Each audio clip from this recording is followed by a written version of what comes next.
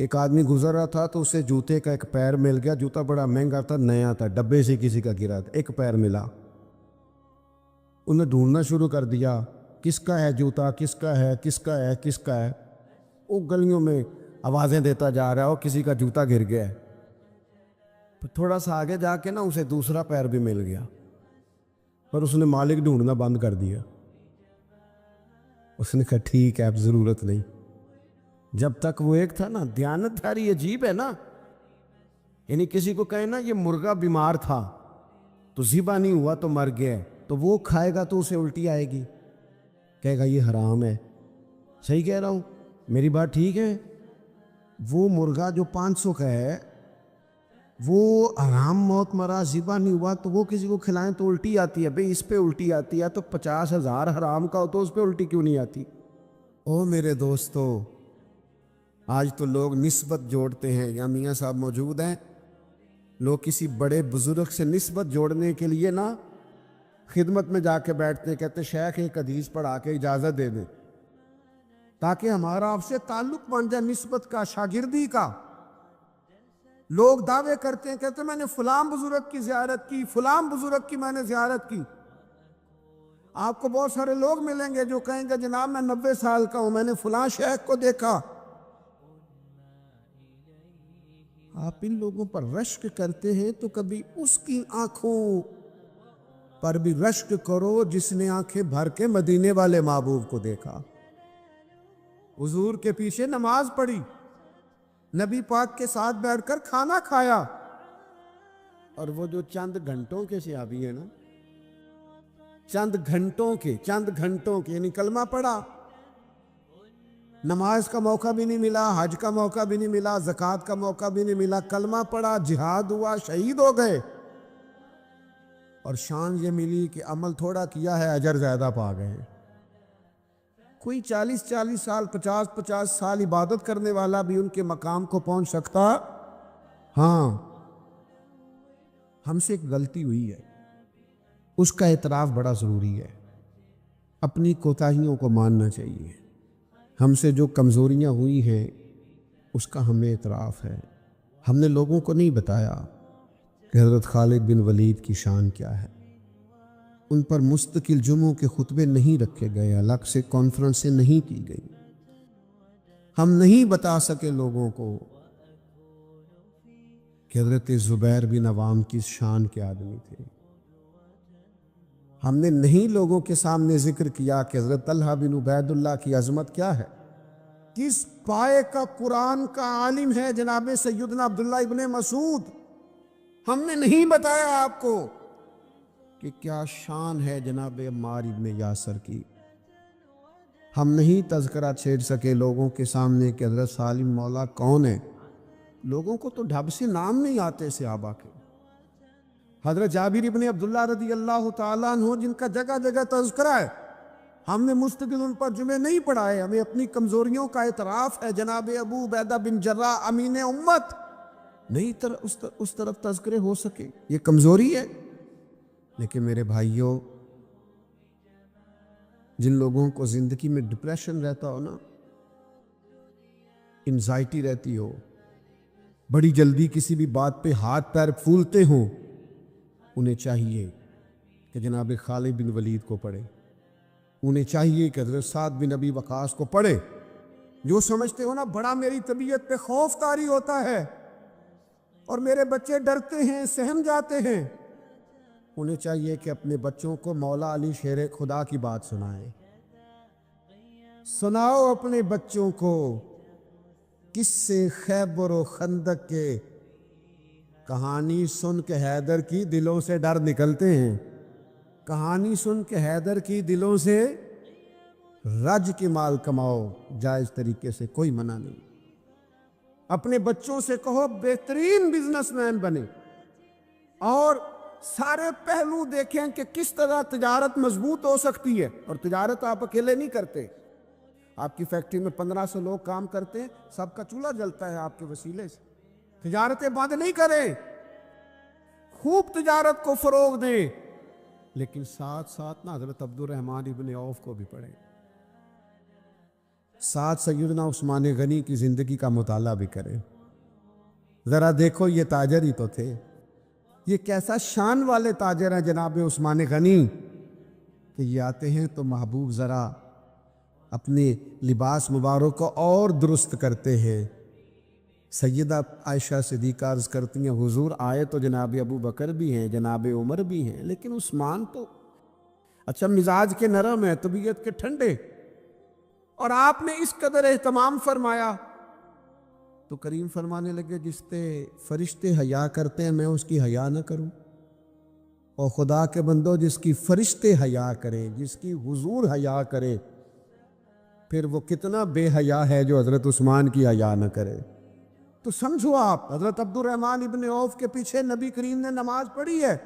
ایسا تاجر، اتنا بڑا آدمی کہ محبوب جن کے پیچھے نماز پڑھے کتنا کو پاکیزہ ہوگا ان کا سرمایہ.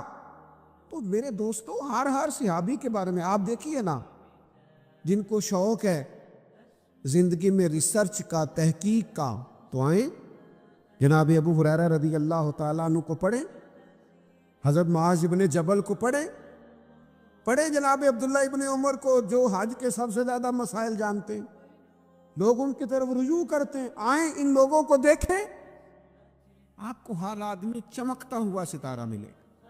میں آپ کی خدمت میں عرض کروں، میں نے پہلے کہا ہے ہمیں اپنی غلطی کا اعتراف ہے، لیکن میں آپ سے عرض کروں گا کہ ابھی بھی غیر تحقیق کر لیتے ہیں، وہ مطالعہ کرتے ہیں صحابہ کی زندگیوں کا.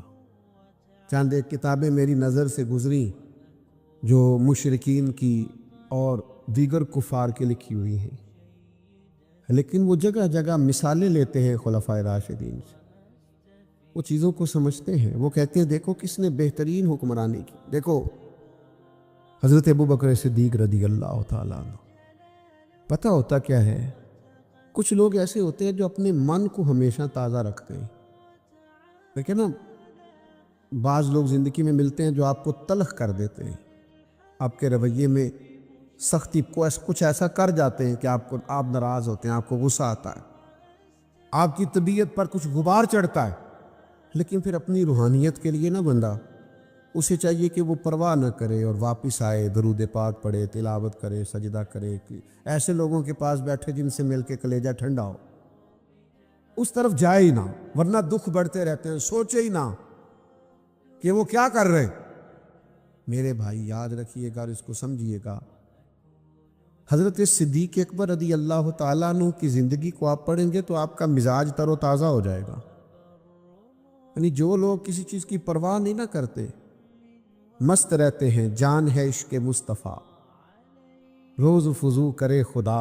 اور جس کو ہو درد کا مزہ، جس کو ہو درد کا، یعنی درد کا بھی مزہ ہوتا ہے، جس کو ہو درد کا مزہ، وہ ناز دعا اٹھائے کیوں اور پھر کے گلی گلی تباہ، ٹھوکرے سب کی کھائے کیوں، دل کو جو عقل دے خدا تو تیری گلی سے جائے کیوں. یعنی آپ دیکھیں کہ ایمرجنسی نافذ ہے ہجرت کی رات، لیکن جو بندے تازہ ہیں وہ تازہ ہیں. حالات بڑے خراب ہیں، کافی پیچھے لگے. حضرت صدیق اکبر کی طبیعت کی تازگی دیکھیے. اپنے بیٹے سے کہنے لگے کہ آپ نے سارا دن خیال کرنا ہے کفار کیا سازشیں کرتے ہیں، رات کو خبر دینی.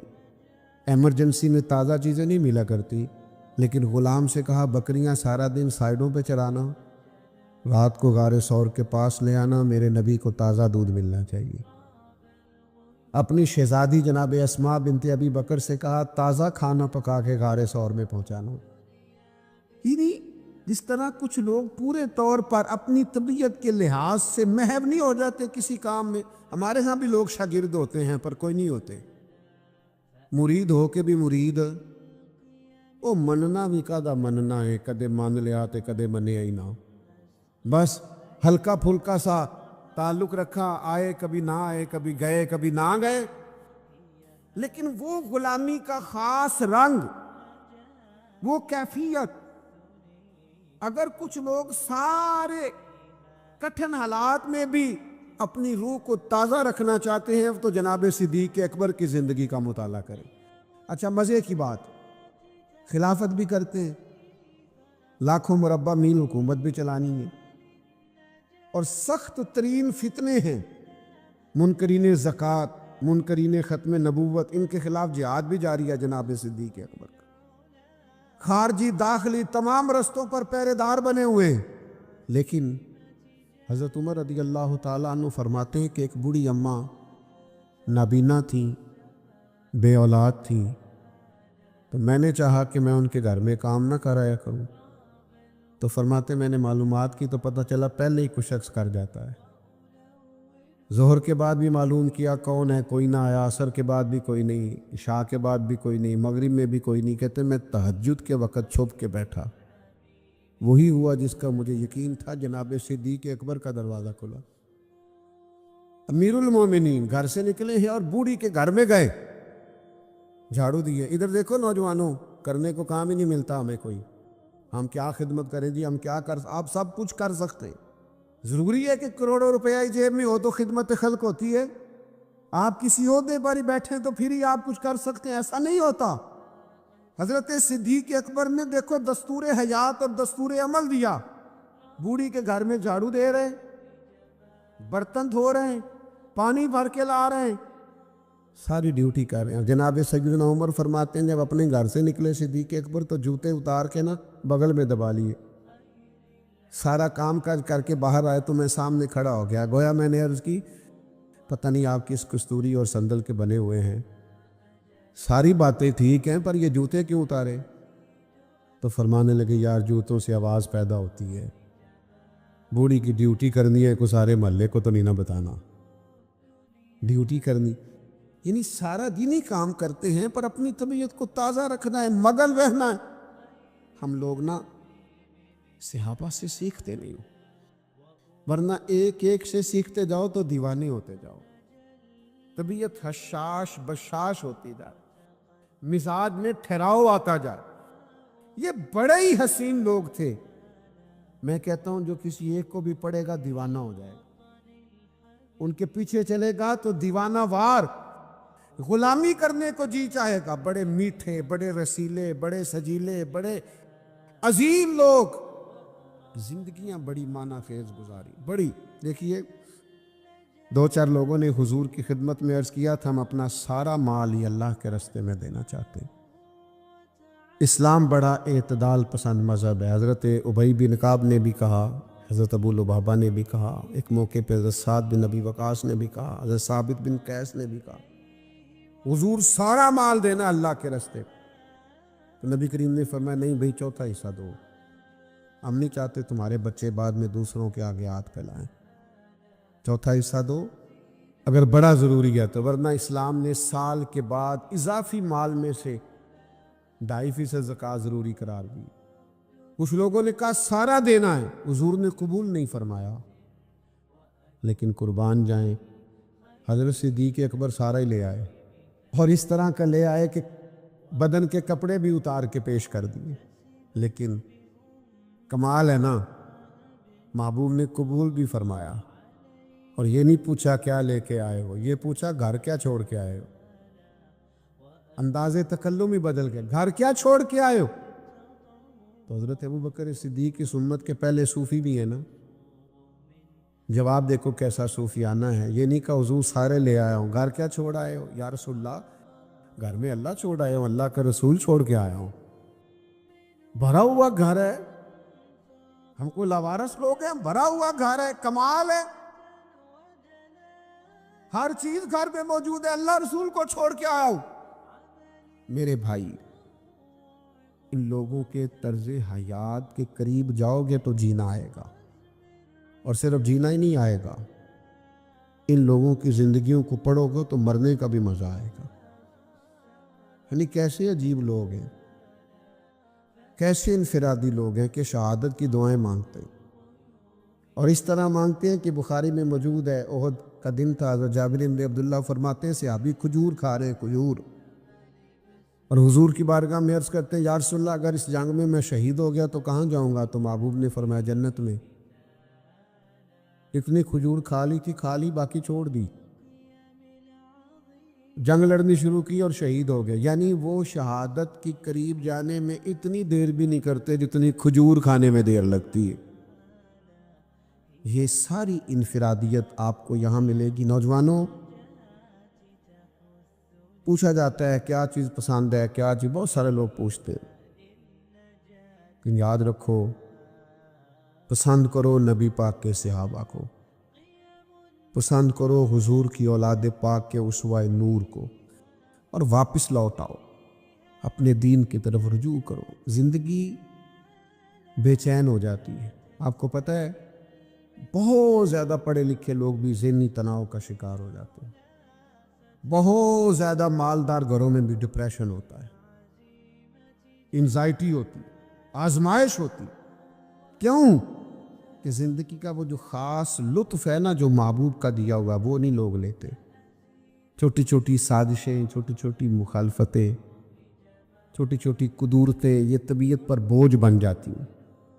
صحابہ کرام کی زندگیاں، اہل بیت اطہار کی حیات پاک، قرآن نے نص بیان کر دی کہ رحماء بینہم، یہ آپس میں بڑے مہربان لوگ ہیں، ان کے دل صاف ہیں، ان کے کلیجے ایک دوسرے کے لیے ٹھنڈے۔ تو یہ چند ایک گزارشات حضور کی سیرت پاک کے تعلق سے اور اسوہ صحابہ اور اہل بیت کے تعلق سے آپ کی خدمت میں عرض کی۔ میرے عزیز دوستو، آخر میں ایک گزارش آپ سے یہ کرنی، اور ایک اور بھی بات، پروگرام انشاءاللہ جاری ہے۔ دیکھیں، ہم نظریات کے قائل ہیں، شخصیات کے نہیں۔ کوئی بندہ آتا ہے، کوئی جاتا بھی ہے، بعض اوقات سخت مجبوری ہوتی ہے، کسی کو جانا ہوتا ہے، تو میری اپیل آپ سے یہ ہوگی کہ ایک دوست بھی نہ اٹھے۔ محفل بہت لمبی نہیں ہے، تھوڑا سا آپ کو مزید بیٹھنا ہے۔ میاں صاحب مستند عالم ہیں، اور ان پڑھ پیروں کا بڑا رواج ہے ہمارے ہاں، وہ پڑھا لکھا پیر بھی دیکھا کریں تاکہ کچھ سمجھ میں آئیں چیزیں۔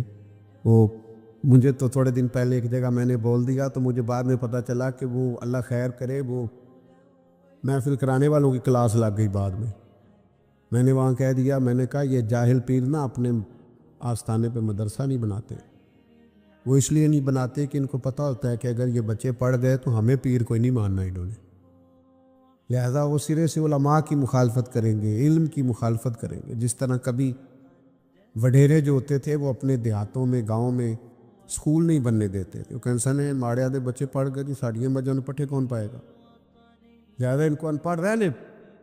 یہی حال آج اس میدان میں بھی ہو گیا ہے، اور کچھ لوگ ایسے ہیں جو پھر اس وجہ سے طریقت کی مخالفت کرتے ہیں۔ تو میں کہتا ہوں کالج میں، یونیورسٹی میں اگر کوئی ٹیچر خراب ہو جائے تو ٹیچر بدلا جاتا ہے کہ ادارہ بند کر دیا جاتا ہے۔ تو ایک دو چار لوگوں کی گڑبڑ ہو جانے سے اس کا مطلب یہ تھوڑی ہے کہ آپ اس شعبے کو بند کر دیں گے جس شعبے کی امامت کرتے داتا علی اجمیری جیسے لوگ نظر آتے ہیں، غوث اعظم جیلانی جیسے لوگ نظر آتے ہیں۔ تو اس لیے یہ اب تو ہمیں غصہ بھی نہیں لگتا ان باتوں کا۔ اگر کوئی شخص ایسی بات کرتا ہے تو ہم کہتے ہیں بھائی آپ بڑے سیانے لوگ ہیں، آپ کو روز بھی سیاستدانوں کی غلطیاں نظر آئیں تو آپ یہ نہیں کہتے کہ سیاست بند ہو جانی چاہیے، بالکل ملک سے ختم کر دو، کبھی نہیں آپ کہتے۔ لیکن ایک ادارے سے یا کسی ایک دینی طبقے سے کوئی ایسی چیز خدا نخواستہ نظر آ جائے تو کہتے ہیں شعبہ ہی بند ہونا چاہیے، تو یہ انداز درست نہیں ہے۔ بہرحال نبی پاک صلی اللہ تعالیٰ علیہ وسلم داعی اللہ ہیں، اللہ کی طرف دعوت دینے والے۔ نبی پاک صلی اللہ تعالیٰ علیہ وسلم نے ہمیں بتایا ہے کہ تمہارا رب ہے، تمہارا خالق ہے، تمہارا مالک ہے، تمہارا رازق ہے۔ حضور نے عقائد کی پاکیزگی اپنی امت کو عطا فرمائی ہے۔ دنیا میں جتنے بھی لوگ مضبوط ہوتے ہیں نا، توانا ہوتے ہیں، ذہنی طور پر طاقتور ہوتے ہیں اور دنیا میں بڑے بڑے کام کرتے ہیں، یہ وہ لوگ ہوتے ہیں جن کے عقیدے مضبوط ہوتے ہیں۔ بہت سارے لوگوں کے پاس اسباب بھی ہوتے ہیں، صحت بھی ہوتی ہے، گنجائش بھی ہوتی ہے، لیکن وہ لوگ نظریاتی طور پر کمزور ہوتے، فیصلے کی قوت ہی نہیں ہوتی۔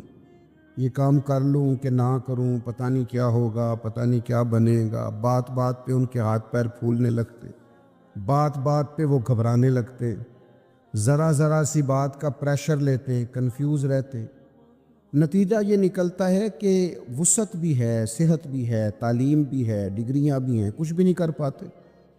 تو یاد رکھیے، جن لوگوں کا کوئی عقیدہ نہیں ہوتا، کوئی نظریہ نہیں ہوتا، کوئی سوچ نہیں ہوتی، وہ پیچھے رہ جاتے۔ اللہ کے محبوب نے نا ہمیں عقیدہ دیا ہے۔ حضور نے ہمیں بتایا کہ اللہ وحدہ لا شریک۔ نبی پاک نے ہمیں بتایا ہے کہ میں اللہ کا آخری رسول ہوں، رسولوں کا امام ہوں۔ نبی پاک علیہ السلام نے ہمیں بتایا ہے کہ گویا تم نے ڈرنا نہیں، موت وقت سے پہلے نہیں آئے گی، موت کا وقت مقرر ہے۔ یہ عقیدہ دیا ہمیں قرآن و حدیث نے۔ نبی پاک علیہ السلام نے ہمیں بتایا ہے کہ تمہارا رزق جو تمہارا مقدر ہے وہ تمہیں ملے گا۔ حضور نے یہ ہمیں عقائد دیے کہ اس مرنے کے بعد پھر ایک زندگی ہے، ہمیں اٹھنا ہے۔ یوم نحشر المتقین الی الرحمن وفدا، جب متقی اور پرہیزگار لوگوں کی شان یہ ہوگی کہ وہ رب کی بارگاہ میں مہمان بنا کر پیش کیے جائیں گے۔ تمہیں قبروں سے اٹھنا ہے، نکلنا ہے۔ اس کے بعد ایک زندگی ہے، کچھ فیصلے وہاں ہونے، حتمی اور حقیقی اور اصلی فیصلے وہاں ہونے۔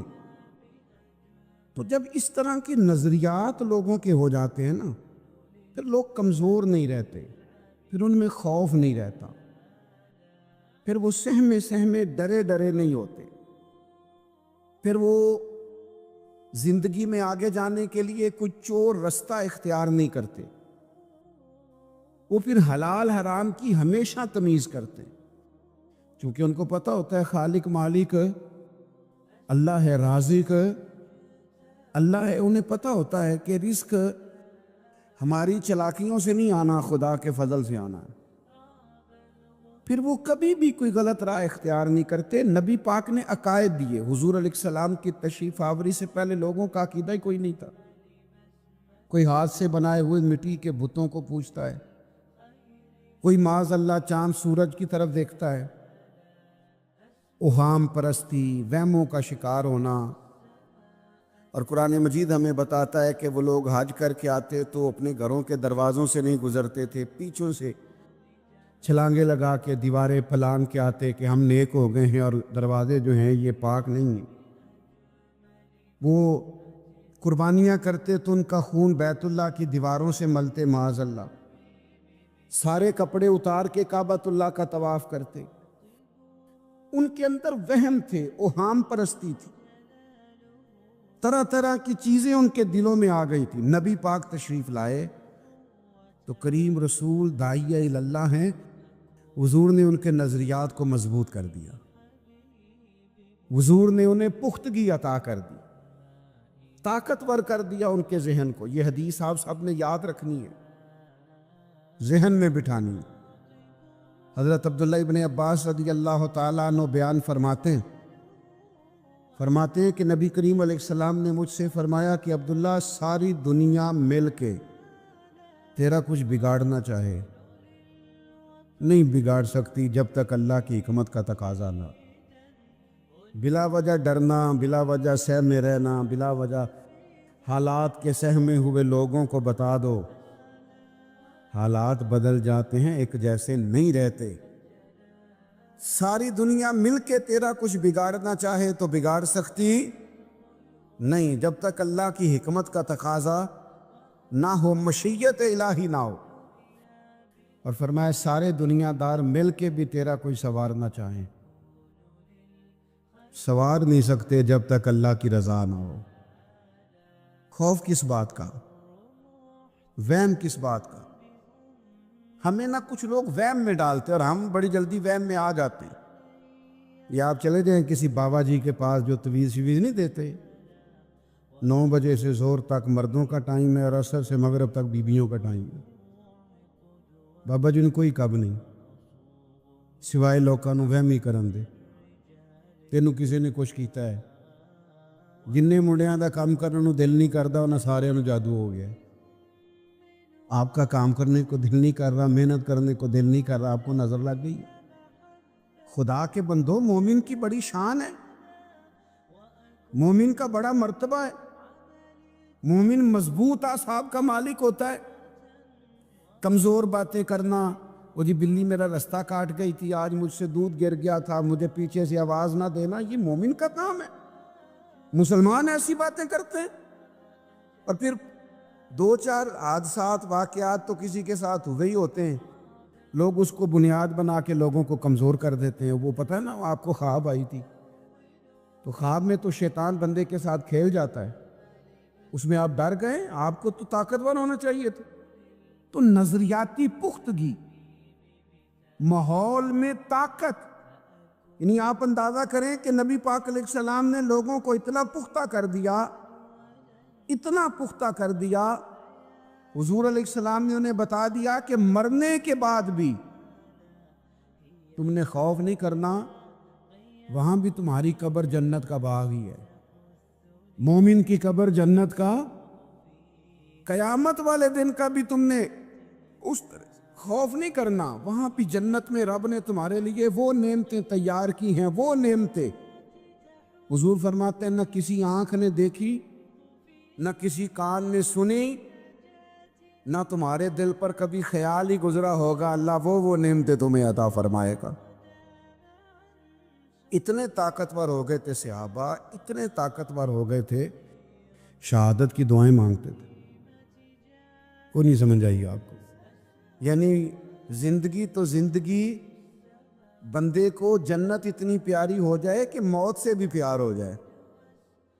وہ شہادت کی موت مانگنے لگے کہ یا اللہ کبھی شہادت مل جائے نا. آپ ویسے بتائیے گا نا کسی کو، مجھے بھی نہ بتائیے گا، ویسے اپنا اپنا حساب لگاتے ہیں سارے. مرنے کو دل شل کوئی نہیں کرتا لوگوں کا. میں نے کہا بتانا نہیں کسی کو، ہنسنا بھی نہیں آپ نے، مشکوک نہ ہو جانا آج کے. دل نہیں کرتا مرنے کو، لوگ جینا چاہتے ہیں. لیکن یہ میرے نبی کے دیے ہوئے عقیدے ہیں نا، حضور کے دیے ہوئے عقیدے ہیں نا، کہ ہر روز مسجد نبوی میں حضرت عمر دعا مانگتے تھے، اللہم ارزقنا شہادتا فی سبیلی، یا اللہ کبھی تیرے رستے میں شہادت کی موت مل جائے نا. جان پاویں نہ جان میرے محبوبہ، میں لگیاں توڑ نہ بھیساں، راہ تیرے وچ رول کے مرساں، تے قدم نہ پچھاں ہٹے ساں، شہر تیرے دے ٹکڑے منگ ساں، تے تیرے کتیاں دے قدم چمے ساں. آزم جان امانت تیری، تو جدو منگ سے میں پیش کرے ساں. جان امانت تیری، تو جدو منگ سے میں یوں کر کے پیش کروں گا. حضور ہے ہی آپ کی، جدو منگ سے میں پیش کرے ساں. میرے عزیز، جنگ احد میں نا کفار نے ایک سنیں جی، سنیں اللہ جزاد. جنگ احد میں نا کافروں نے ایک سازش کی تھی مسلمانوں کے حوصلے پست کرنے کے لیے. بعض لوگ ایسی خبریں پھیلاتے ہیں مایوسی کی، یہ ہمارے ملک میں بھی لوگ کام کرتے ہیں. ان کے پاس کبھی آپ بیٹھیں تو ایسا لگتا ہے کہ پرسوں تک ہی حالات ہیں، اس کے بعد ختم ہو جائے گا سارا کچھ. انہوں کو لو چنگی خبر لب دے کدی نہیں، جب بھی آپ کو ملے گی خوفناک خبریں ملے گی. تو کچھ لوگ مایوسیاں پھیلاتے ہیں، ان کی عادت ہوتی ہے، وہ خیر کی بات نہیں کرتے. تو کافروں نے بھی ایک سازش رچی احد میں، انہوں نے خبر پھیلا دی کہ معاذ اللہ حضور کو تو شہید کر دیا گیا. اب غلاموں کے لیے یہ خبر بڑی تکلیف کا باعث تھی. جنہاں دے دل بر جانی وچھڑن، کون روے پھر تھوڑا، اس سب روگاں دا روگ محمد جس دا نام وچھوڑا. یہ مشکل ہوتا ہے. لوگ پریشان ہو گئے، طبیعتیں بے چین ہو گئی، بعض کے حوصلے پست ہونے لگے، حضور چلے گئے. لیکن نبی پاک نے نظریات دیے ہیں نا، عقیدے دیے ہیں نا، ان کی سوچیں دیکھو کیسی ہیں. حضرت انس بن نضر رضی اللہ تعالیٰ عنہ، یہ جناب انس بن مالک کے چچا ہیں. حضرت انس بن مالک کے چچا جناب انس بن نضر، یہ نا احد پہاڑ کی طرف سے آ رہے تھے. تو جنت کی باتیں سن سن کے جنت اتنی تازہ ہو گئی ہے ذہن میں کہ حضور کے صحابہ سے پوچھتے ہیں کیا ہوا؟ تو کہنے لگے خبر پھیل رہی ہے کہ حضور شہید ہو گئے، نبی پاک کو شہید کر دیا گیا۔ تو حضرت انس بن نضر کہنے لگے ادھر آؤ نا میرے پیچھے، اگر حضور شہید ہو گئے ہیں تو ہم نے جی کے کیا کرنا ہے؟ مجھے تو احد پہاڑ کے اندر سے جنت کی خوشبو آ رہی ہے، آؤ سارے جانیں پیش کر دیں، ہم بھی قربان ہو جائے، جنت کی خوشبو تو سامنے۔ جب آپ کے عقیدے مضبوط ہوتے ہیں نا، عقیدے مضبوط، ایک لفظ لوگ ہمارے ہاں بولتے ہیں، کہنے مینوں چاہ بڑا سی، منڈے دی شادی سی تے مینوں، میرا خیال ہے تسی نہیں سنی گل کدی، ہوندے نہیں نا تسی، مینوں فلانے بچے دی پوتے دی شادی سی تے مینوں چاہ جتنا مرضی بھی ہو، عقیدے عقیدے ہی ہوتے ہیں، جتنا مرضی چاہ ہو، اگر ایمان مضبوط ہو تو لوگ شریعت نہیں بھول سکتے۔ ہن تسی ہلکے ہلکے ناراض ہوئے ہو کہ یہ تے دوجے پاسے ٹر پے نے، جتنا مرضی چاہ ہو، جتنی مرضی محبت ہو، عقیدہ ہو نا مضبوط، طاقتور ہو، شریعت نہیں بھولتی بندے کو۔ میں ویسے محفل میں آنے والے کو بھی دیندار سمجھتا ہوں، مسجد میں آنے والے کو بھی دیندار سمجھتا ہوں، عمرہ کرنے والے کو بھی میں دیندار سمجھتا ہوں، پر میری نظر میں اصل دیندار وہ ہے جس کے گھر میں شادی ہو تو پتہ چلتا ہے کتنا دیندار ہے۔ مینوں پتہ ہے تسی گھورنا، مینوں گل ہی انج دی ہے، شادی والے دن پتہ چلتا ہے کتنا دیندار ہے بیٹے کی شادی پہ، پھر پتہ چلتا ہے شریعت کا کتنا خیال کرتا ہے، اب پتہ چلے گا عقیدہ کتنا مضبوط ہے۔ کچھ ٹائم ایسے ہوتے ہیں کہ جب بندے کو ہوش نہیں رہتی۔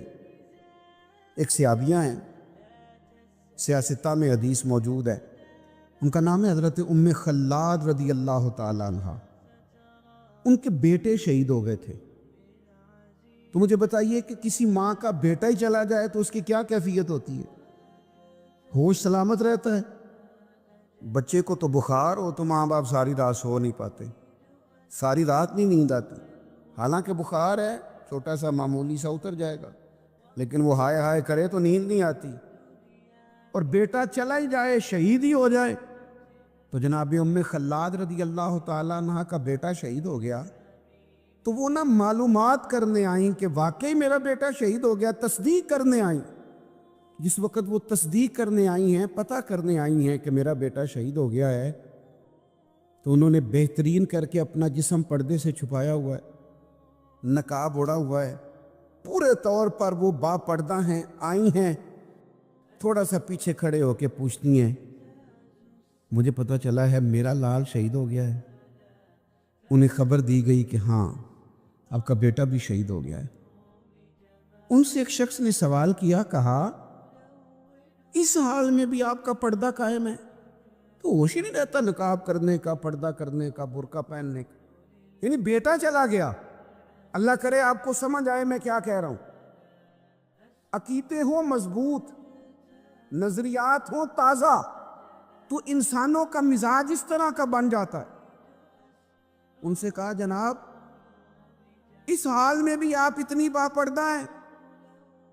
تو جناب ام خلاد اس وقت کہ جب ابھی انہیں خبر ملی ہے کہ آپ کا بیٹا شہید ہو گیا، دکھ تازہ ہے، زخم ہرا بھرا ہے، لیکن اسی وقت بڑے دھیمے لہجے میں پوچھنے والے سے فرمانے لگیں اور میرا بیٹا گیا ہے، میری حیا تو نہیں نہ گئی، ہم نے دین رسول کائنات سے لیا ہے، ہمیں عقیدے نبی پاک نے دیے، بیٹا گیا ہے، میری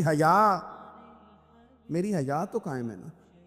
او بھائی کوئی بھی وقت ہو، کیسا بھی وقت ہو، جو نظریاتی لوگ تھے انہوں نے نظریے پر کبھی سودا، ان کا نظریہ طاقتور رہا، ذہن ان کا مضبوط رہا۔ ہمارا یہ مسئلہ ہے کہ ہم نظریاتی نہیں ہوتے، پریشر ہی تھوڑا سا برداشت نہیں کرتے، برادری آ گئی، قبیلہ آ گیا، میرے بچے نہیں مان رہے، فلانے نے یہ کہہ دیا، چند منٹ لگتے۔ حضور نے نظریاتی کیا، زندگی نظریاتی گزاری۔ ایک تو سب سے پہلی بات تو یہ ہے کہ اللہ کی ذات پر بھروسے کے معاملے میں طاقتور ہو جائیں۔ جو سانپ سے بہت زیادہ ڈرتا ہے نا، وہ رسیوں سے بھی ڈرنے لگ جاتا ہے۔ یہ ڈرا نہ کریں، اور یہ فلانی شے منحوس ہوتی ہے اور فلانی شے سے نحوست ہوتی ہے، اور جناب آج پتہ نہیں کیا ہو گیا، تو ان کہانیوں سے باہر آئیں، اور بھی کئی کام کرنے والے ہیں۔ طاقت، وہ ایک بادشاہ تھا نا، تو اسے بھی بڑا وہم ہوتا تھا۔ وہ شکار کرنے جاتا تھا تو کہتا تھا کوئی بندہ میرے متھے لگ جائے تو میرا شکار نہیں ٹھیک ہوتا ہے نا آج کل بھی لوگوں کو وہم، فلانا مل گیا تھا تو میرے حالات خراب ہو گئے، فلانے کی نظر لگ جاتی ہے، لیکن وہم کا شکار نہیں ہونا۔ تو بادشاہ کا خیال تھا کہ کوئی بندہ مجھے منحوس مل جائے تو میرا کام خراب ہو جائے معاذ اللہ۔ حالانکہ کسی چیز سے بھی نحوست لینا ٹھیک نہیں، برکت لے سکتے ہیں آپ کہ فلاں ملا تھا معاملات بہتر ہو گئے، لیکن فلانا ملا تھا تو حالات خراب ہو گئے، یہ کہنا درست نہیں، اس سے نظریاتی کمزوری واقع ہوتی۔ تو بادشاہ کا خیال تھا کہ میں شکار کو جاؤں تو کوئی بندہ میرے متھے نہ لگے، ورنہ میرا شکار ٹھیک نہیں ہوتا۔ تو شکار پہ جب جاتا تھا تو سارا رستہ خالی کرا دیتے تھے، سارا رستہ خالی کرا دیا۔ کوئی غریب آدمی بیچارہ نہ لکڑیاں کاٹ رہا تھا ایندھن کے لیے، سمجھ آ رہی ہے بات کی؟ یہ جب سوئی جائز گھروں میں نہیں تھا تو لکڑیاں کاٹ کے لانا بھی ایک باقاعدہ ڈیوٹی تھی، شام کو کھانا پکانا ہے۔ تو وہ لکڑیاں کاٹ کے لا رہا تھا شام کو ایندھن جلانے کے لیے، اسے پتہ نہیں تھا بادشاہ سلامت گزر رہے ہیں، سڑک ساری خالی ہے، وہ غلطی سے سڑک پہ چڑھ گیا اچانک، ادھر سے بادشاہ سلامت کا گھوڑا آ گیا، قافلہ آ گیا۔ بادشاہ نے دیکھا، بادشاہ سلامت غصے ہو گئے، میرے رستے میں کیوں آیا؟ میرا شکار ہی ٹھیک نہیں ہوتا جب میں کسی کے متھے لگ جاؤں۔ وہ غریب بیچارے کو کیا پتا کہ تیرے سامنے نہیں آنا، اس نے کہا اسے پکڑو، درخت کے ساتھ باندھو، 2 سپاہی اس کا پہرا دیں شام تک، اگر تو میرا شکار ٹھیک ہو گیا تو اسے کھول دینا ہے، اور اگر شکار ٹھیک نہ ہوا تو اسے کوڑے مارنے ہیں۔ وہ بیچارہ صبح سے بندھا ہوا ہے، گرمی کا موسم ہے، پیاسا۔ عصر کے بعد بادشاہ سلامت واپس آئے، بڑے خوش ہو رہے ہیں، کہنے لگے میرے کو متھے لگ جائے نا تو میرا شکار ٹھیک نہیں ہوتا، لیکن آج میرا شکار بڑا ٹھیک ہوا، دن بڑا اچھا گزرا ہے، لہذا جا تجھے معاف کیا۔ تو تنگ آمد بجنگ آمد، جب بندے تنگ آتے ہیں پھر جنگ کرتے ہیں، جب بندہ پورے طور پہ تکلیف میں ہو پھر وہ غصے والی باتیں کرتا ہے۔ تو اس بندے نے، غریب نے سوچا کہ مرنا تو ہے ہی، تو آج کچھ کہہ کے نہ مریں۔ اور جب اسے کھولا تو کہنے لگے بادشاہ سلامت تو بڑا کمزور ہے، بزدل ہے، اور تیرے نظریات بڑے کچے ہیں کہ کوئی بندہ مل جائے تو شکار نہیں، اللہ کے بندے کدھر جائیں، علاقہ چھوڑ جائیں، کوئی بندہ مل جائے تو شکار ٹھیک نہیں ہوتا۔ اس نے کہا سن، سویرے تو میرے متھے لگا تھا، میں تیرے متھے لگا تھا، تو کہتا ہے تیرا دن تو بڑا اچھا گزرا ہے، پر میں تیرے متھے لگا تھا، میرا بڑا برا گزرا ہے۔ تو اب بتا منحوس کون ہے، میں کہ تو؟ یہ بتا۔ اس نے کہا مرنا تو ہے، تو سچ بول کے مرو۔ او بھائی اتنے کمزور ہو گئے ہو، اتنے کمزور ہو گئے ہو، فلانا آیا تھا نظر لگا گیا، فلانا آیا تھا نظر۔ میں بڑی تکلیف سے ایک بات کرنے لگا ہوں، درد سے، آزمائش سے۔ مجھے ایک دفعہ ایک بوڑھی ملی ہمارے علاقے کی قریبی، تو مجھے کہنے لگی 30 سال ہو گئے میں اپنے بھائی کے گھر نہیں گئی۔ میں نے کہا کیوں؟ کہنے لگے ان کا خیال ہے میں جاتی ہوں تو ان کو نظر لگ جاتی، اور پھر وہ اتنے درد سے روئی کہ برداشت نہیں ہوتا تھا۔ کہنے لگی پتر 30 سالاں تو نہیں گئی، کیونکہ انہوں کا خیال ہے کہ میں جاواں تے وہ کیا کرتے ہو، کہاں پہنچ جاتے ہو، کس طرح کی آپ بات کرتے ہو۔ میں انکار نہیں کرتا نظر لگنے کا، لیکن حضور نے سکھائی نہیں سورت فلق اور ناس۔ اتنی اوہام پرستی، اتنے کچے ارادے۔ طاقتور بنے، طاقتور دل، اعصاب، ذہن مضبوط رکھے، کچھ بھی نہیں ہوگا، کوئی کچھ نہیں بگاڑ سکتا۔ اپنی توجہ رب رسول کی طرف کری۔ لیکن ہم جو کمزوری لے آئے ہیں نا روز بروز مزاجوں میں، طبیعتوں میں، اس نے عجیب ماحول بنا دیا ہے۔ کچی پکی باتیں کرنا، اور جناب وہم کی بات کرنا، اور بڑی کمزور باتیں کرنا مومن کی شان نہیں۔ حضور بڑی تگڑی بات کرتے، بڑی مضبوط بات کرتے۔ اللہ کے رسول علیہ السلام کی حدیث بخاری میں موجود، اور بھی تمام کتب احادیث میں آپ کو ملے گی۔ حضور نے ایک سفر سے واپس آ رہے تھے، تو صحابہ کی جماعت بھی نبی پاک علیہ السلام کے ساتھ تھی، تو میرے کریم نے اس طرح کیا کہ اپنی تلوار مبارک اتار کے تو درخت کی ٹہنی سے لٹکا دی۔ صحابہ ساتھ تھے پر وہ ادبن تھوڑا سا پیچھے پیچھے ہٹ کے نا دور دور جا کے سو گئے. سفر سے واپسی تھی, کچھ تھکان تھی, سستانے کے لیے, آرام کرنے کے لیے ذرا لیٹ گئے. تلوار کریم نے لٹکا دی. ایک غیر مسلم آیا, آپ کی توجہ ہے میری بات پر, اس نے نہ ٹہنی سے حضور کی تلوار اتاری. نبی پاک آرام فرمائے, سو رہے ہیں, لیکن میرے کریم فرماتے ہیں میری آنکھیں سوتی ہیں, دل میرا جاگتا رہتا ہو. دل جاگتا رہتا ہے. اس نے نا تلوار نبی کریم پر تان لی تو محبوب کریم علیہ السلام نے نا مقدس آنکھوں کو کھول دیا, لیکن کوئی بے چینی نہیں, پریشانی نہیں. ادھر دیکھو میری طرف, یعنی تلوار تان دی کسی پر. یہ موسم ہو جاتا ہے نا کبھی کبھی بہت زیادہ دھند کا, اسموک کا, تو کوئی بندوق والا رستہ بھی پوچھنے کے لیے راہ روکے نا تو بندہ گیا کام سے. وہ ویسے روک لے نا, بندوق پکڑی, اس بیچارے نے چاہے راستہ ہی پوچھنا ہو. چلے اس سے بھی زیادہ مثال دیتا ہوں آپ کو. بندہ رات کو سویا اپنے گھر, تو چھت پہ کچھ بجنے کی آواز آ رہی ہے, چاہے بلی ہو, پر گل نہ کرے جے کسی نال سرانے تھلوں موبائل نہیں جے نکلتا لوکاں کو, اتنا ڈر جاتے ہیں. چاہے بلی ہو چھت پہ, لیکن وہ کوئی چیز بج رہی ہے. خوف, یہ خوف مومن کی شان نہیں. میری بات کو سمجھے, کیونکہ جو رات قبر کے اندر ہے وہ باہر آ سکتی, تو ڈر ڈر کے پہلے مر جانے کا کیا مطلب ہے. فکری توانائی مومن کی شان ہے. اس نے تلوار تان دی نبی کریم علیہ السلام پر. حضور نے آنکھیں کھول دی, کہنے لگا آپ کو کون بچائے گا مجھ سے, تو قربان جائے. یہ نظریاتی پختگی جو نبی پاک نے اپنی امت کو دی. حضور فرمانے لگے مجھے میرا اللہ بچائے گا. یہ طاقت ہے, اللہ کے نام میں بڑی طاقت ہے. اللہ کے نام میں حضرت ابو الحسن خرقانی بیان کر رہے تھے تو ابو علی سینا سائنسدان بیٹھا تھا, تو فقیر بیان کرتے کرتے مریدوں سے کہنے لگے اللہ اللہ کیا کرو, دل نرم ہوتا ہے. تو وہ چونکہ بڑا دانش مند تھا, ابو علی سینا کہنے لگا مولوی جو مرضی کہہ دیتے ہیں, بھئی اللہ کی ذات میں تو تاثیر ہوئی, نام خدا میں معاذ اللہ کیا تاثیر ہوئی اس کے بقول. بات سمجھ رہے ہیں؟ ایک ہے اللہ کی ذات, اللہ تو دل نرم کرتا ہے. ایک ہے یہاں اللہ کا نام لکھ دیا جائے, یہ نام خدا ہے. آپ کہہ رہے ہیں نام خدا سے دل نرم ہوتا ہے. وہ کہنے لگا مولوی جو مرضی کہہ دیتے, ذات خدا سے تو نرم ہوتا ہے, لیکن معاذ اللہ ثم معاذ اللہ اس کا خیال تھا نام خدا سے, اس کا کیا مطلب. تو جب اس نے یہ کہا تو حضرت ابو الحسن خرقانی ساری باتیں چھوڑ کے اس کی طرف توجہ کی.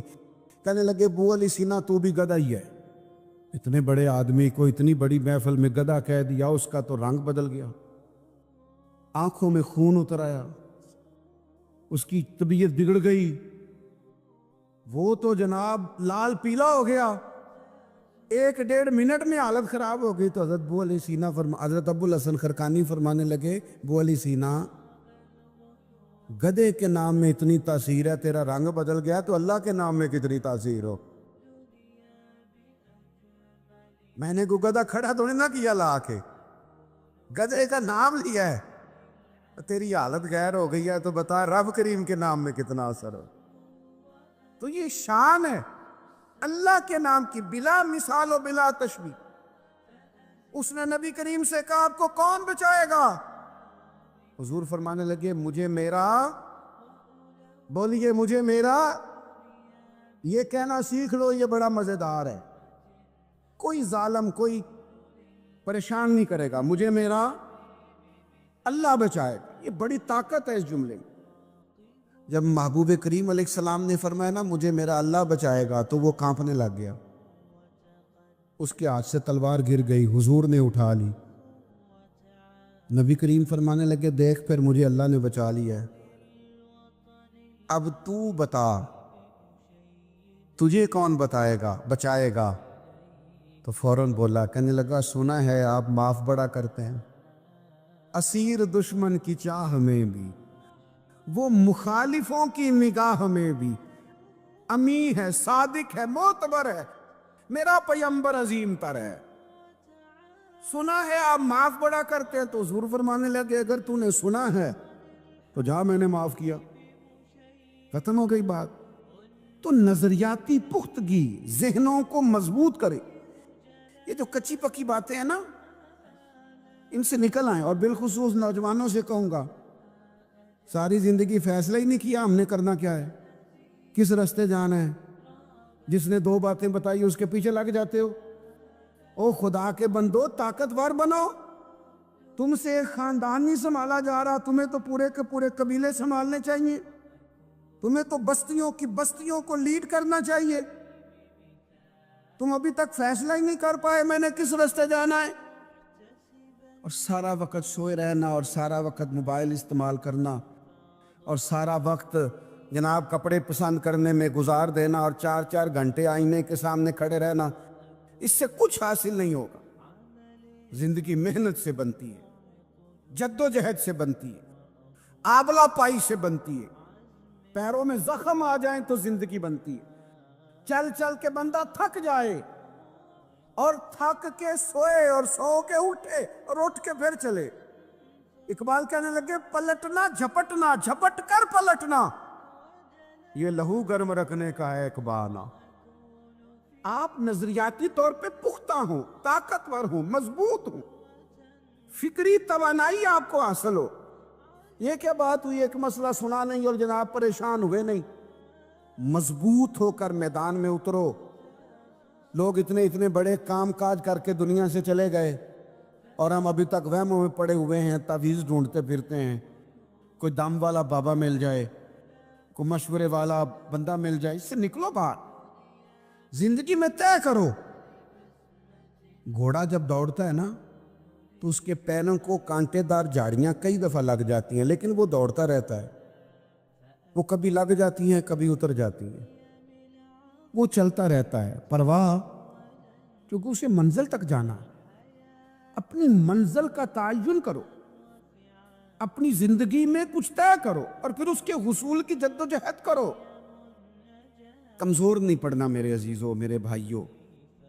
زندگی میں وہموں کا شکار نہیں ہونا، ذرا سی بات پر پریشان نہیں ہونا۔ 1-2 منٹ آپ کے پاس سارا کچھ ہے، صحت بھی ہے، اولاد بھی ہے، گھر بھی ہے، سجدے کی توفیق بھی ہے، مسجد کی حاضری بھی ہے، صرف پیسے ہی نہیں، تھوڑے سے پیسے کم ہے تو آپ پریشان ہیں۔ آپ پیسے والوں کو دیکھ کے پریشان ہو جاتے ہیں، وہ مرعوب ہو جاتے ہیں، ہاتھ باندھے پھرتے، کیا ہے؟ پیسے ہیں صرف۔ خدا کا خوف کریں، یہ پیسے ہی نہیں ہے نا صرف آپ، باقی تو سارا کچھ ہے نا۔ تو طاقتور بن کے جیو۔ کمزور ہو جانا، پریشان ہو جانا، یہ کوئی دانائی والی بات۔ میں بات ختم کرنے لگا ہوں، میری بات پر توجہ کرنا۔ یہ جو لوگوں کے اندر بے چینی، بے قراری پیدا ہوتی ہے نا، اضطراب پیدا ہوتا ہے، پھر اس کو لوگ اپنے اپنے نام دیتے ہیں۔ کوئی کہتا ہے ڈپریشن ہو گیا، انزائٹی ہو گئی، لوگوں کے ہاتھ پیر پھولنے لگتے ہیں، وسوسے بہت آتے ہیں۔ اس کی وجہ یہ ہوتی ہے کہ کتاب و سنت کے جو دلائل ہوتے ہیں نا، ہم جب مدارس میں پڑھتے ہیں تو ہمارے اساتذہ کسی عبارت پر خود اعتراض قائم کرتے ہیں، خود ہی اس کا جواب دے دیتے ہیں۔ یہ کل کو جو کسی کے ذہن میں کچھ شک پیدا ہونا ہے، پہلے سے اس کے دلائل مضبوط کر دیے جاتے ہیں، تو نتیجہ یہ نکلتا ہے کہ کتاب و سنت پڑھنے والا آدمی، قرآن مجید سے وابستہ آدمی بہت بردبار ہو جاتا ہے، وہ چیزوں کی حقیقت کو سمجھنے لگتا ہے، اس کے مزاج کے اندر ٹھہراؤ پیدا ہوتا ہے۔ بہت ساری چیزیں جو اس علم سے دور آدمی کے پاس نہیں ہوتی، وہ ان لوگوں کے پاس موجود ہوتی ہیں۔ یہ پھر اپنی زندگی بڑے اطمینان سے، آہستگی سے گزارتے ہیں۔ وَعِبَادُ الرَّحْمَٰنِ الَّذِينَ يَمْشُونَ عَلَى الْأَرْضِ هَوْنًا، یہ پھر اطمینان سے وقت گزارتے۔ تو مسائل کا حال یہ ہے کہ اللہ کے نام سے پڑھا جائے، کتاب و سنت کا مطالعہ کیا جائے، بہت ساری پیچیدگیاں، بہت ساری دشواریاں اس سے حل ہو جاتی ہیں۔ کبھی آپ نے محسوس کیا ہوگا کہ کسی کمرے میں اندھیرا ہو نا تو کئی جانور اس میں جمع ہو جاتے ہیں. اگر وہ کمرہ بند ہے تو اس میں بہت سارے موذی جانور سمجھ لیجئے جمع ہو گئے. بچھو بھی آ گیا، چھپکلیاں بھی جمع ہو گئیں، سانپ بھی آ گیا، اور بھی کئی موذی جانور اس میں جمع ہو گئے. اب اس اندھیرے میں اگر آپ ان جانوروں کو مارنا چاہیں گے تو ہو سکتا ہے وہ آپ کو تکلیف دے، کیونکہ کمرے میں اندھیرا ہے.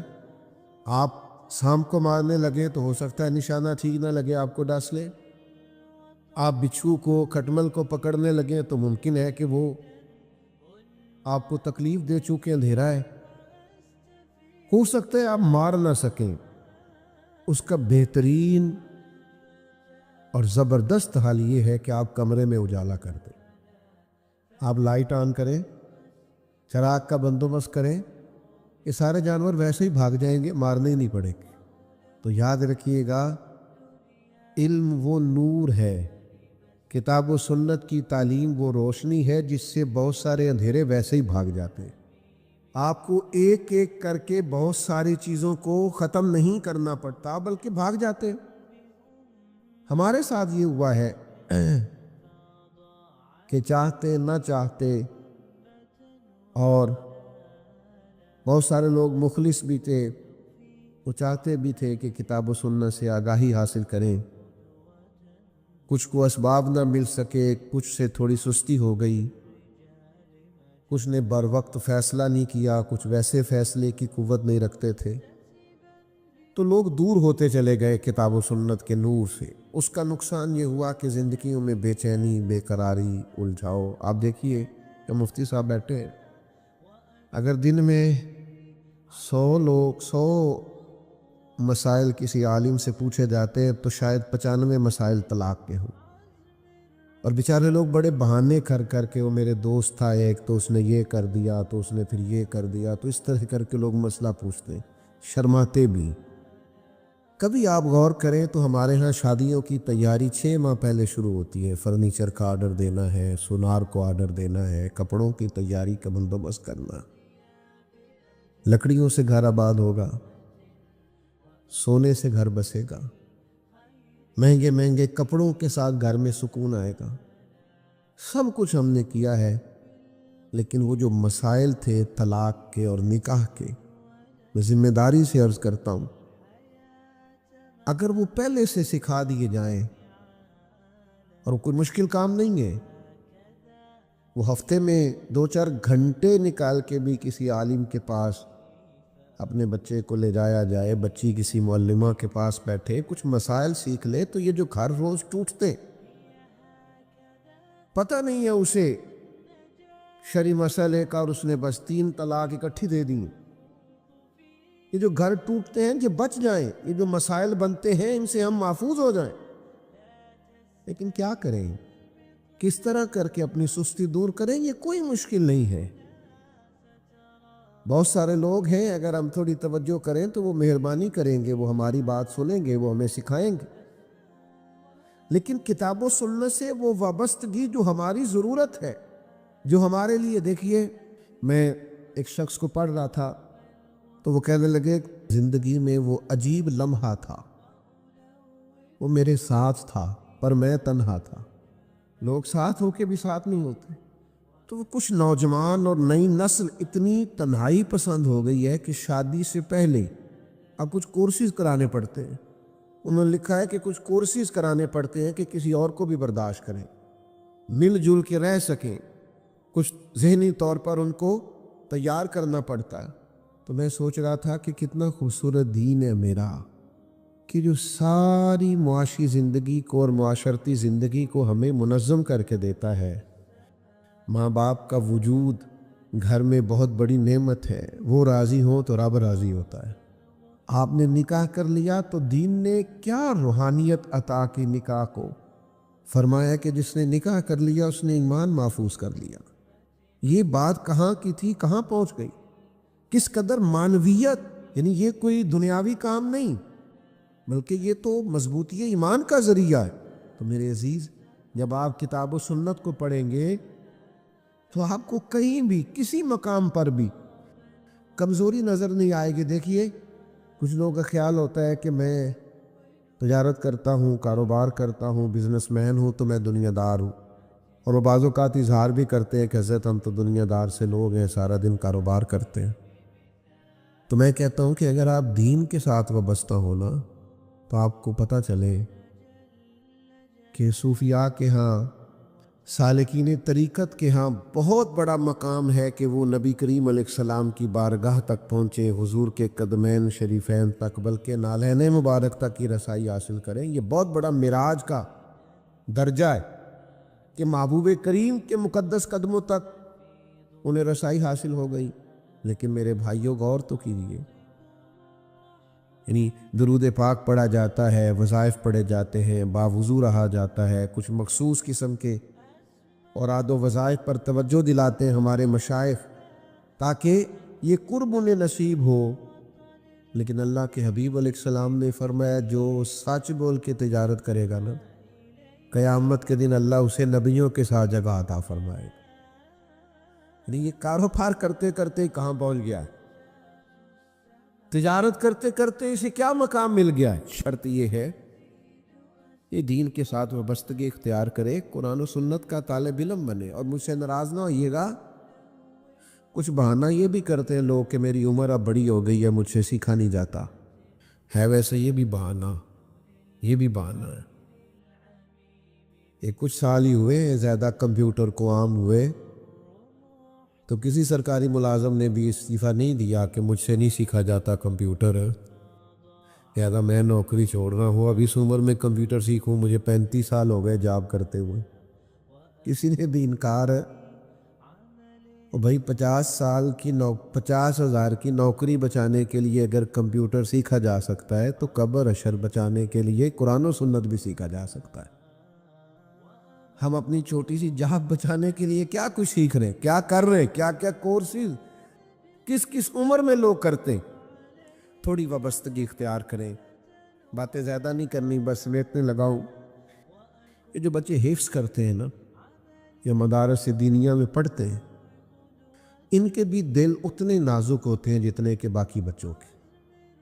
یہ بھی اتنے ہی پیارے اور محبت والے ہوتے ہیں جتنے کہ باقی بچے. جس طرح سے باقی بچوں کو بہت ساری جگہوں پہ حوصلہ افزائی کی ضرورت ہوتی ہے نا، باپ نے وعدے کیے ہوئے ہوتے ہیں بیٹا تو یہ امتحان پاس کرے گا تو یہ والا تحفہ ملے گا، تو یہ کرے گا تو یہ والا اعزاز ملے گا. ان بچوں کو بھی حوصلہ افزائی ہونی چاہیے. اور بہت سارے لوگوں کو چاہیے کہ بہت سارے خوبصورت طریقوں سے ان بچوں کو شاباشی دیں، ان کے ساتھ رویہ محبت والا رکھیں، اور اس طرح سے ان کو اعزاز دیں کہ جو باقی خاندان کے یا احباب کے یا جاننے والوں کے بچے ہوں ان کا بھی جی چاہے، ان بچوں کے اندر بھی شوق پیدا ہو. وہ ہم اپنے استادوں سے سنا کرتے تھے کہ حضرت فخر جہاں دہلوی کی دعوت کی نا بادشاہ نے، بس میں بات ختم کرنے لگا ہوں، مجھے بات یاد آ گئی. اس نے کہا میرے گھر آئیے، تو حضرت فرمانے لگے آ تو جاؤں گا لیکن میری شرط ہے تیرے 3 بیٹے اور چوتھا تو مجھے پالکی میں اٹھا کے لے جاؤ. جی یعنی دیکھا نا پروٹوکول مانگا ہے نا حضرت نے. کہا 3 تیرے بیٹے، چوتھا تو، پالکی میں آؤ، اٹھا کے لے جاؤ، چلا جاتا ہوں. تو اب بادشاہ چونکہ کیا بیٹھا تھا کہ آپ آئیں تو تیار ہو گیا. تو ایک شہر کے کونے میں حضرت کا گھر تھا، دوسرے میں بادشاہ کا. اب سارے لوگوں نے دیکھا کہ بادشاہ ایک عالم کو کندھوں پہ سوار کیے ہوئے.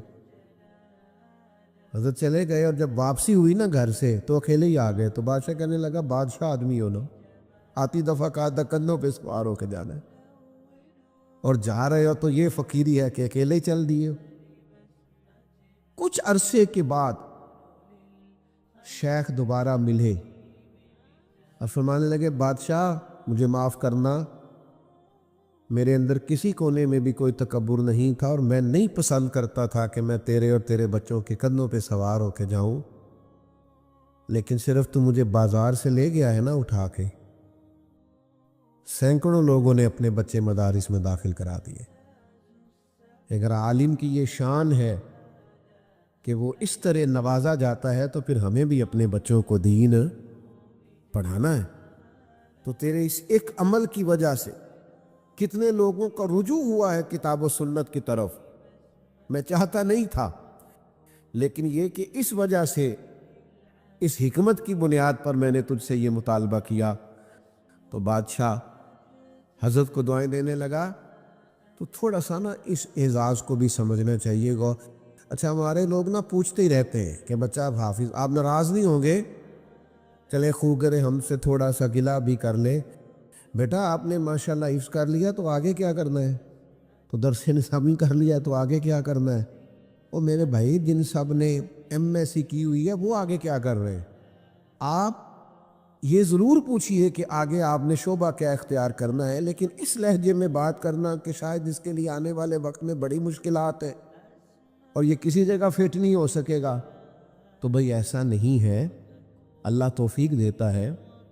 حفظ کرنے والے کا تو ویسے سینہ کشادہ ہو جاتا ہے، پھر وہ جس شعبے میں بھی جاتا ہے اللہ فضل ہی فرماتا ہے. لیکن اس انداز میں پوچھنا کہ وہ محسوس کرے کہ شاید میرے لیے آگے کو رستے بند ہیں، اس سے تھوڑی سی حوصلہ شکنی ہوتی ہے. اس انداز میں ضرور پوچھے کہ آپ آگے کون سا شعبہ اختیار کرنے جا رہے ہیں. اور اگر یہ آپ پوچھیں کہ بیٹا حفظ کر لیا ہے، بڑی اچھی بات ہے، درس نظامی بھی کرنا، تو پھر تو کیا ہی بات ہے. پھر تو آپ نے بڑا عمدہ اور بہترین مشورہ دیا. تو میری دعا یہ ہے کہ اللہ تعالیٰ اس بچے کو اور برکات عطا فرمائے، جو یاد کیا ہے اسے یاد رکھنے کی توفیق عطا فرمائے، اور مزید اللہ تعالیٰ انشراح صدر نصیب کرے. آخر دعوانا الحمدللہ رب العالمین.